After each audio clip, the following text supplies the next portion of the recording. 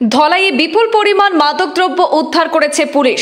বিপুল পরিমাণ সন্দেহজনক হেরোইন সহ বেশ কয়েকটি মোবাইল ফোন উদ্ধার করা হয়েছে। 3 জনকে হেফাজতে নিয়ে ঘটনার তদন্ত শুরু করেছে ধলাই পুলিশ।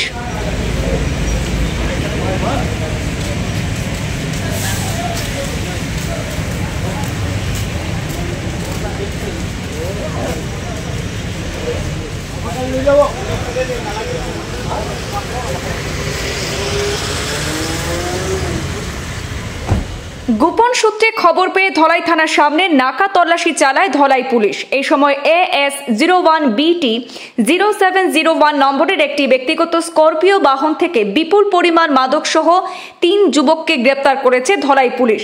ধৃতরা যথাক্রমে ধলাই থানা এলাকার সপ্তগ্রামের বাসিন্দা ইবাদুর রহমান, বরপেটা জেলার জাগিরপামের বাসিন্দা শাহিদুল ইসলাম এবং গেরেমারি পাথারের রমেশ চন্দ্র বিশ্বাস। তাদের কাছ থেকে 80 গ্রাম সন্দেহজনক হেরোইন সহ বেশ কয়েকটি মোবাইল ফোন উদ্ধার করা হয়েছে। তবে ধৃত রমেশ চন্দ্র বিশ্বাসের কাছ থেকে একটি পরিচয়পত্র উদ্ধার করা হয়েছে, যেখানে তাকে সূর্যবংশম নিউজ এর আসামের ক্রাইম রিপোর্টার হিসাবে উল্লেখ করা হয়েছে। এই ঘটনায় চাঞ্চল্য ছড়িয়ে পড়েছে।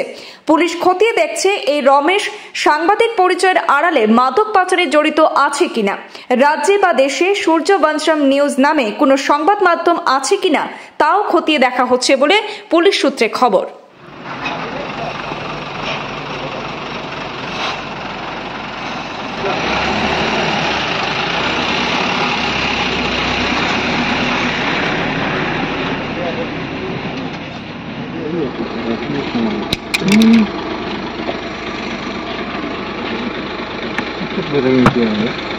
মজা লাগছে।